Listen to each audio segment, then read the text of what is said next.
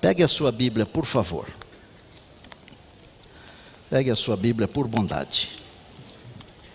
Vou começar contando uma história rápida para vocês. Um dia desses, um jovem, professor Zorzinho, ele me abordou e disse assim: você está muito imediatista ultimamente. Normalmente nós achamos que ser imediatista é um erro, que é um defeito de caráter. E por que ele fez essa observação? Porque eu criei uma série que eu ando pregando ultimamente, dizendo que a salvação é para agora, não é para amanhã. Dizendo que a vida eterna é para agora, não é para amanhã. E dizendo que nós podemos viver algumas das alegrias do céu já agora, aqui nesta vida. E ele disse assim: você está muito imediatista. E eu disse o seguinte: você sabia que de vez em quando Deus também é imediatista? Ele falou: como assim? Aí eu disse: você lembra aquela história de quando Natã procurou Davi? Davi havia cometido adultério, assassinato e outras coisas mais. E o Natã chegou lá e conversou com ele, contou uma parábola, e na hora que ele percebeu que o homem da parábola era ele, Davi, ele bateu a mão na testa e disse: meu pai, o que é que eu fiz? E naquela hora que ele disse: pequei, Natã falou assim: Deus já perdoou você. É imediatamente. Nós é que esperamos um tempo para perdoar as pessoas. Deus não. Quer ver outra ilustração que eu citei para esse jovem? Quando Jesus estava no Calvário, na cruz, entre dois ladrões, um dos ladrões, arrependido, ele disse assim: Senhor, lembra-te de mim quando entrares no reino. E Jesus falou: em verdade te digo hoje. Essa é a tradução correta, ok? Em verdade te digo hoje, estarás comigo no paraíso. Ele não falou: olha, eu vou falar isso para você quando você se tornar diferente. Não, em verdade te digo hoje, agora. E Paulo, ele diz em Romanos 8:1, agora pois já nenhuma condenação há para os que estão em Cristo Jesus. E hoje eu quero compartilhar com você vida eterna agora. Quero que você saia daqui hoje, e você que está nos acompanhando aí pelas mídias sociais, eu quero que hoje você tenha em sua mente a convicção de que em Jesus você já tem a vida eterna. Nós estamos vivendo momentos delicadíssimos, amados. Jesus falou: no mundo tereis aflições, mas tem de bom ânimo, eu venci o mundo. E o apóstolo Paulo, escrevendo ao seu filho na fé, o jovem Timóteo, está em 2 Timóteo no capítulo 3, ele falou assim: nos últimos dias sobrevirão tempos difíceis. Últimos dias, tempos difíceis. No mundo tereis aflições. E eu poderia gastar um tempo aqui falando das tragédias de Petrópolis. Quase 150 mortos e mais de 200 desaparecidos. Ou dos problemas que a Ucrânia está enfrentando. Eu não tenho tempo e nem disposição de falar as coisas do mal. E você veio aqui hoje de manhã, foi para se alimentar. E eu quero dar um alimento para você conseguir resistir às provações desses últimos dias, às aflições. Porque se você tiver em sua mente a convicção de que você já tem a vida eterna, você vai enfrentar qualquer problema de peito aberto. Os problemas estão aí e nós temos que enfrentá-los. Agora, se nós só ficarmos chorando as dificuldades, nós não vamos ter raízes suficientes, estruturas suficientes para suportarmos as aflições dos últimos dias. Então eu decidi falar as coisas boas que Deus me mandou falar. E Deus me mandou dizer que nós já temos a vida eterna. Vida eterna foi um assunto que Jesus falou muitas vezes. Vou citar alguns poucos exemplos para dar substância para você. Por exemplo, quando Nicodemos o procurou à noite, Jesus falou várias coisas para ele, mas no verso 14 de João 3, ele falou assim: Nicodemos, do mesmo modo que Moisés levantou a serpente no deserto, assim importa que o Filho do Homem seja levantado, para que todo que nele crê, quem lembra? Tenha vida eterna. Jesus foi um pregador de vida eterna. Ele pregou muito sobre a vida eterna, mas ele não falou só isso. Na sua oração sacerdotal, que está em João 17, no verso 3, ele falou assim: e a vida eterna é esta, que te conheçam a ti, o único Deus verdadeiro, e a Jesus Cristo a quem enviaste. Vida eterna. Agora dê uma olhada, por favor. Dê uma olhada, por favor, o que está escrito em 1 João, no capítulo 5. Eu gosto de pensar que Deus, Ele quer que nós recebamos as bênçãos já. Ele não quer que recebamos as bênçãos depois. Por exemplo, vou dar mais um exemplo aqui enquanto você acha 1 João capítulo 5. Quando nós pensamos nas alegrias do céu, nós encontramos num livro fantástico chamado O Desejado de Todas as Nações, na página 331, o seguinte pensamento: quando por meio de Jesus entramos no repouso, o céu começa aqui. Que repouso é esse? É o repouso da tranquilidade de saber que você já tem a salvação. É o repouso da graça de saber que você já tem a vida eterna. E quando nós temos essa graça, quando nós entramos nesse descanso mental e espiritual, o céu começa aqui. Isto é, começamos a viver algumas das alegrias do céu já aqui nesta vida. Eu louvo a Deus por isso. O que é que diz 1 João no capítulo 5? Eu vou ler 2 versos e parar. Depois eu pretendo ler mais 2 e parar. E depois um último para encerrar.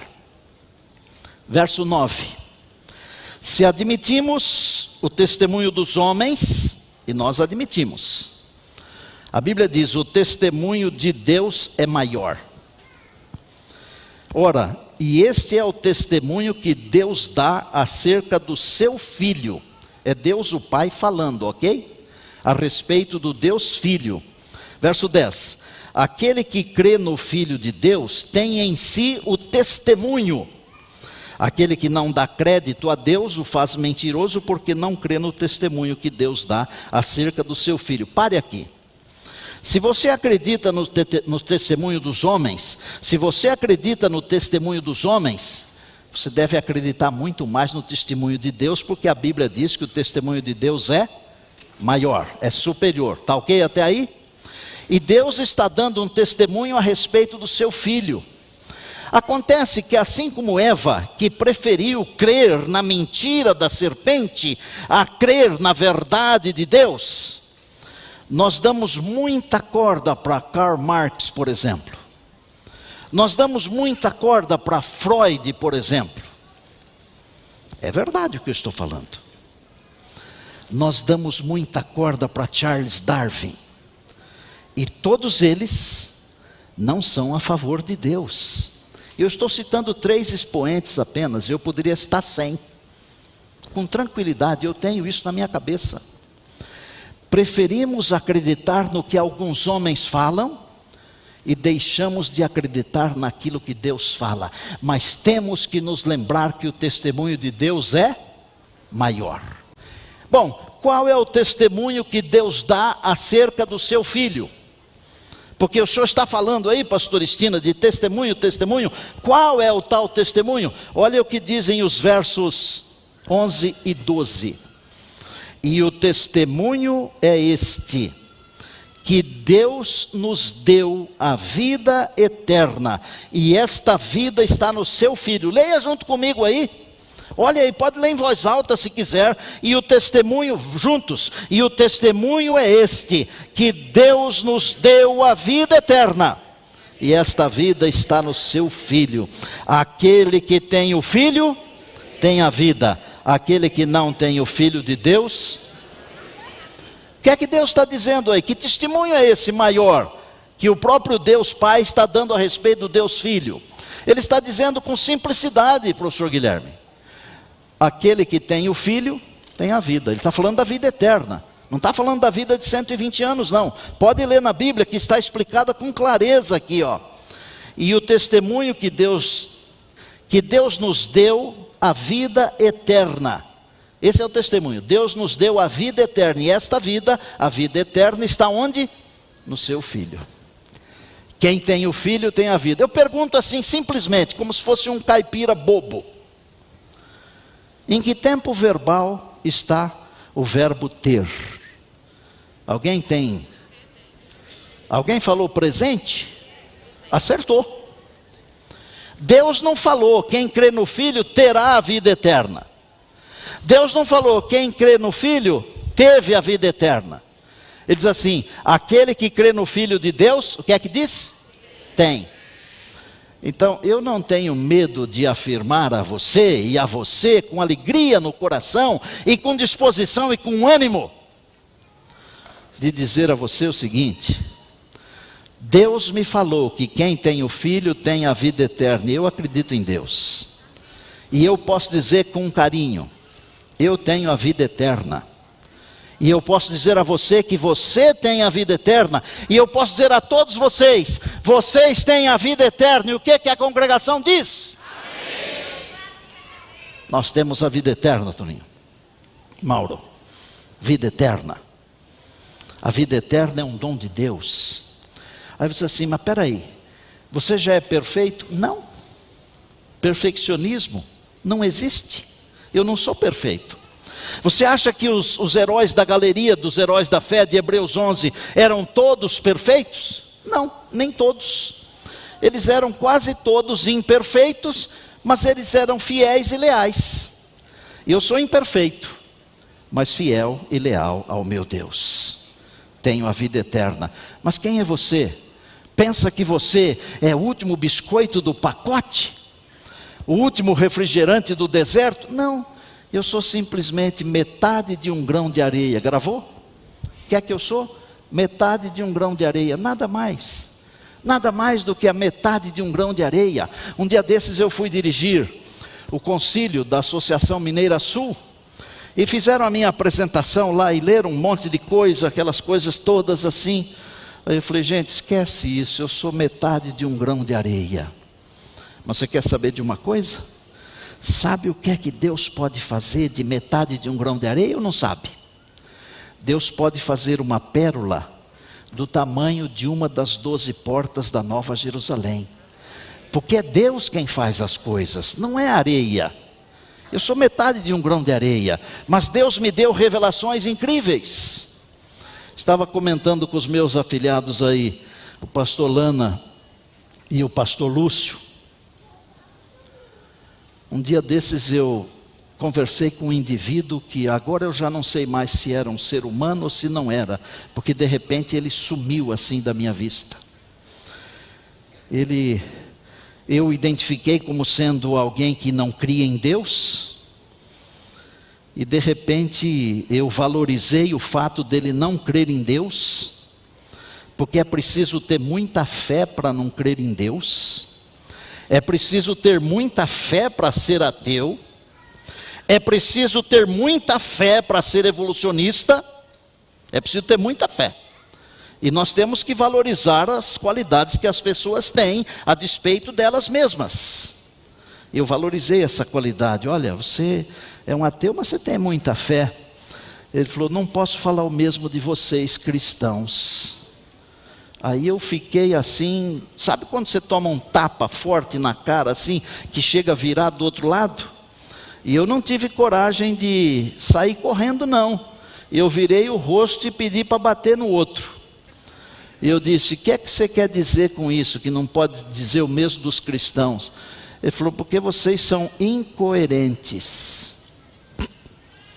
Falei: que é isso, meu povo? Incoerentes. Ele falou: vocês não são a favor da família? Falei: claro. Ele falou: eu sei que vocês têm curso de noivos, encontro de casais, ECC, papapá, tudo. Pregam sobre família o ano inteiro. Mas na hora de votar vocês são incoerentes. Por quê? Porque vocês votam em quem é contra a família. Esse foi um tapa. O outro. Falei, tem mais alguma coisa? Tem. Você é um pregador da volta de Jesus. Eu sei disso. Falou bem assim para mim.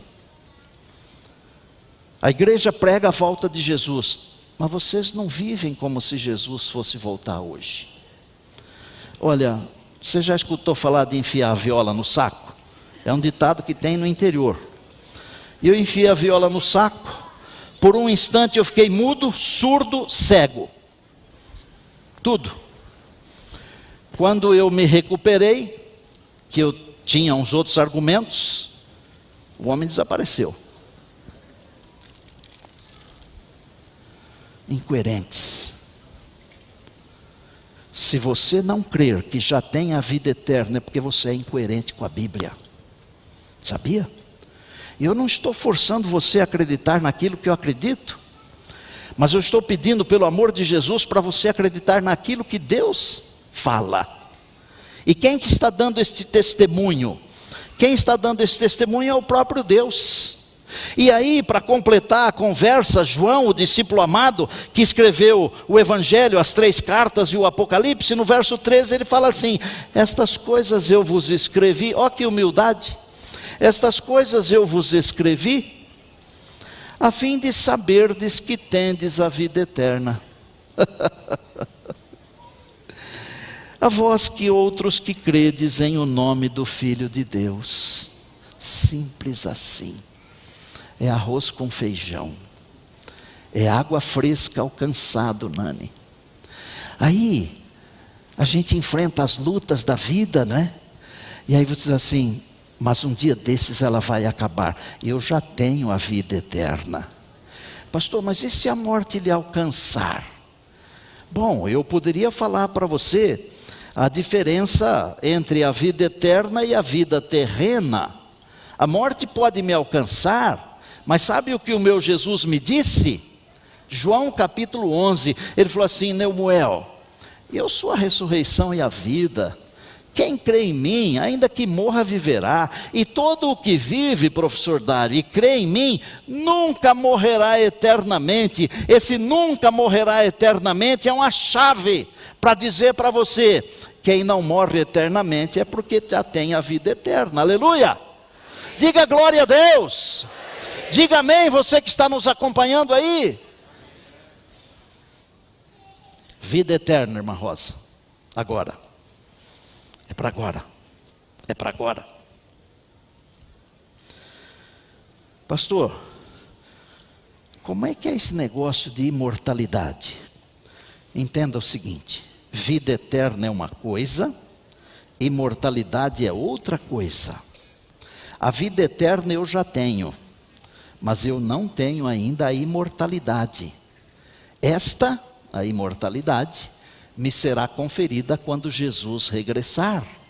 E se você quiser acompanhar o que disse Paulo em 1 Coríntios, no capítulo 15, ele fala assim: olha, nem todos dormiremos, mas todos seremos transformados. A trombeta vai tocar, os que morreram em Cristo ressuscitarão primeiro. Nós seremos transformados, porque é necessário que esse corpo corruptível se revista de incorruptibilidade, e esse corpo mortal se revista de imortalidade, quando Jesus voltar. Hoje você já tem a vida eterna.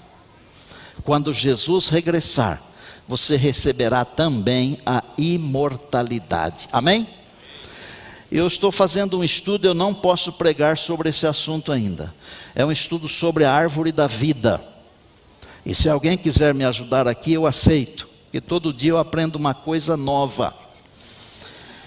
A árvore da vida no jardim do Éden, ela possuía um tronco. A Bíblia não diz que ela possuía 2 troncos. Mas a árvore da vida no novo céu e na nova terra terá 2 troncos.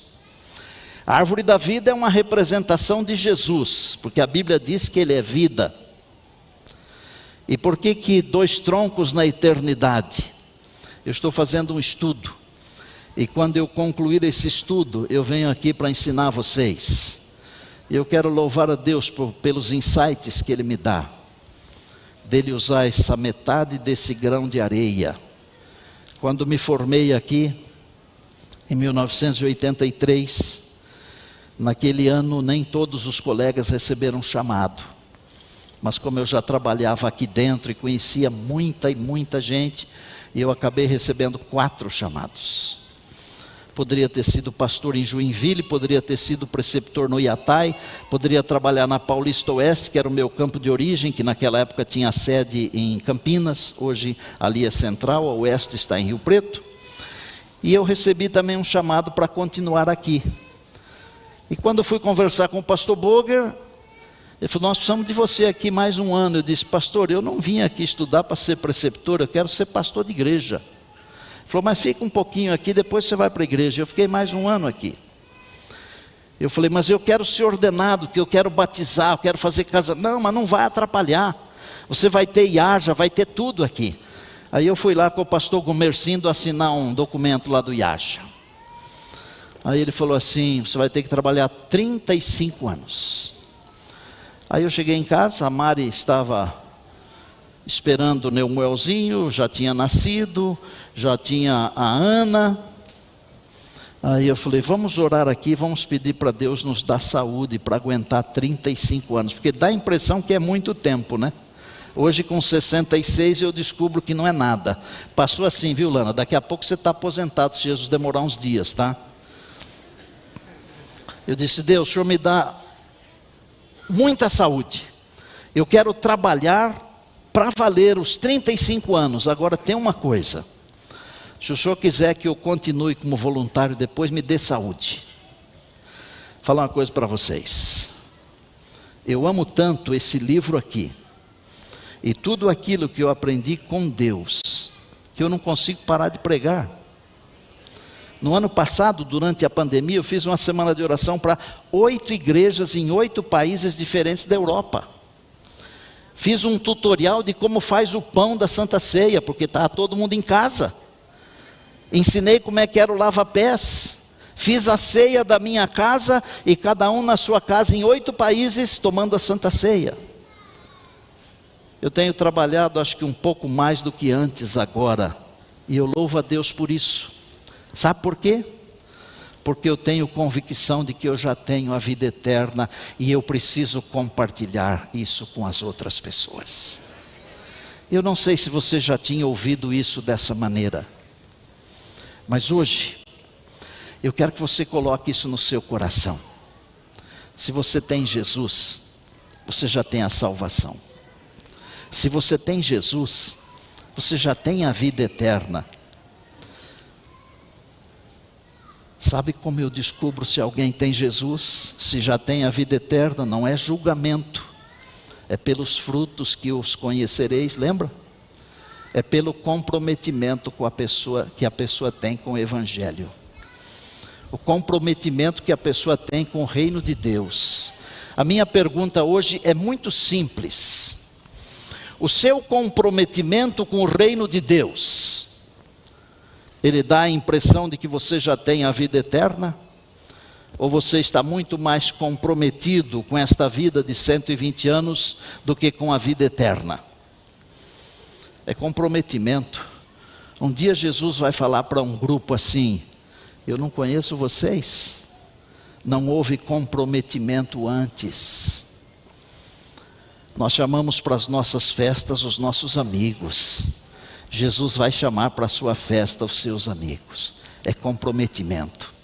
E sabe, quando esse negócio de vida eterna agora entra nas suas veias, quando esse negócio da vida eterna agora entra no seu DNA, não tem como ficar quieto, não tem como não se comprometer. E qualquer coisa que você fizer será transformado por Deus em bênção. Vou terminar contando uma coisa das mais simples que existem. Eu moro numa cidade onde tem muitas mangueiras, são públicas, nas avenidas. E eu, como sou da roça, eu sou apaixonado por frutas, vocês sabem disso. Então eu construí uma engenhoca lá para apanhar mangas, coisa muito simples. Feita com aquela haste que a gente usa para pintar casa, um extensor. Coloquei na ponta dele uma garrafa dessa PET, cortei o fundo, Com os pedaços de cano eu fui fazendo as emendas. Eu posso emendar e desemendar, dá para levar dentro do carro. E pode ter 10 metros de altura. Eu coloco lá minha garrafa PET, a manga entra nela, só dá uma balançadinha assim, e eu trago a manga aqui na mão sem ela cair no chão, sem se esborrachar. Aí estou indo eu na avenida, já tinha apanhado um monte de mangas. Aí eu vejo um carro parado do lado de um pé de manga e 3 mulheres, uma avó, uma mãe e uma bebê dentro do carro. E as 2 mulheres, a avó e a mãe, pegando umas mangas do chão, aquelas que arrebentam assim, que ficam horríveis no dia seguinte. E eu disse, abri o vidro do carro, e disse, por que vocês não pegam do pé? Tem tantas, essas daí vão estragar rapidamente, já estão estragadas. Ah, não temos com que apanhar. Postei o meu carro, instalei em 10 segundos a minha engenhoca, o meu apanhador de mangas, pastor Tito. E apanhei uma meia dúzia de mangas lindas assim, essa manga Palmer. Porque lá tem a Palmer, tem a Coquinho, tem a Ubá, tem várias. Aí a senhora, a do meio, né? Nem a bebê, nem a vovó, mas a senhora, a mãe, ela falou assim, quem que é o senhor que para aqui para nos ajudar a apanhar manga? E eu não estava de terno não, gente.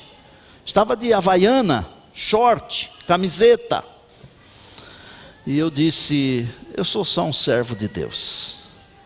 E elas ficaram olhando para mim assim, né? Eu disse, eu sou pastor da igreja adventista do 7º dia. Já ouviu falar? Já. Eu disse, vocês gostariam de ler um livro meu? Levi, obrigado que vocês produzem os nossos livros lá com qualidade, hein? Fui no porta-malas do carro, peguei um livro, Histórias de uma Vida, entreguei para ela. A vovó ficou olhando, a senhora folheou assim. Antes de a bebê chorar, a mulher me falou assim, onde que é a igreja? Eu disse, a igreja é na rua tal, bem ali, assim, assim. Esses dias atrás o ancião da igreja me falou que a família foi lá assistir ao culto de sábado de manhã. Simples assim. Você pode apanhar manga para ajudar alguém. Você pode dar um telefonema para ajudar alguém. Você pode fazer uma visita para ajudar alguém. Qualquer coisa. Mas onde está o seu comprometimento com a vida eterna que você já tem? Nós não podemos ser incoerentes como aquele ser me interpelou. Nós temos que ser coerentes na vida prática, na vida religiosa. Eu desejo terminar com uma oração. Eu não sei se há pelo menos 1 ou 2 ou 5 ou 10 que entenderam esse assunto plenamente hoje. Há alguém que entendeu pela primeira vez plenamente esse assunto? Vocês querem vir aqui perto de mim para essa oração final? Venham aqui. Vocês que entenderam, vocês que querem viver já a vida eterna pela graça e misericórdia de Deus, você que está nos acompanhando aí, por favor, Deus tem um propósito para a sua vida. A nossa vida, ela não pode ser passada em branco aqui. É a nossa oportunidade de aceitar a vida eterna. Eu gosto de dizer que a Bíblia é a mente de Deus, traduzida na linguagem humana, para que nós possamos entender o mínimo necessário do plano da redenção, aceitarmos Jesus e termos a vida eterna. Olha como Deus é maravilhoso. Ele traduz a sua mente numa linguagem que nós possamos entender pelo menos o mínimo necessário. Deus quer que você viva feliz, apesar das circunstâncias desastrosas dos últimos dias. Deus quer que nós tenhamos estrutura para resistirmos às provações, Jairo, desses dias. E essa estrutura, ela advém a partir do momento que nós entendemos que já temos a salvação, que já temos a vida eterna. E por que que o inimigo não deixa a gente pregar isso? porque Ele sabe que isso dá como uma coroa de alegria sobre a cabeça do cristão. E Ele não quer isso. Ele quer que a gente fique sempre aborrecido. Pastor Estina, você tem alguma dificuldade? Claro que eu tenho, como todos vocês. Mas eu nem ligo para elas, eu as resolvo pela graça e misericórdia de Deus. Eu já tenho a salvação. Eu já tenho a vida eterna. E não é porque eu sou melhor do que você, não. É porque eu aprendi isso na palavra. E Jesus me falou que todo aquele que crê tem a vida eterna. E eu acredito nisso e assim eu vivo. Amém? Amém. Querido Deus, nosso Pai, que glória o Senhor nos dá nesta manhã. Que bênção podermos ter a convicção, não porque um homem está falando, mas a convicção do Teu Espírito pela palavra, que ao termos Jesus, nós já temos a vida eterna. E isso foi Deus quem nos falou. E quando Deus fala, é real, porque Deus não mente, Deus não muda, Deus é eterno. Senhor Deus, quero pedir uma coisa para o Senhor. Nós estamos sofrendo esses últimos dias da história desse mundo aqui. Nós precisamos que o Senhor cristalize em nosso coração, em nossa mente, essa convicção de que já temos a salvação em Jesus, de que já temos a vida eterna agora, e que muito em breve Jesus virá para nos tornar imortais. Eu peço que o Senhor olhe para cada um de nós aqui. Há pessoas que precisam de conforto. Há pessoas que precisam de esperança. Há pessoas que precisam de ânimo. Há pessoas que precisam de trabalho. Há pessoas que precisam de dinheiro, de alimento. Olhe para cada um de nós, por favor, com o teu olhar de misericórdia, com o teu olhar de bondade, com o teu olhar de amor. Abraça-nos carinhosamente nesta hora. Nós entregamos a nossa vida aos teus cuidados. E fazemos isto em nome de Jesus. Amém, amém e amém.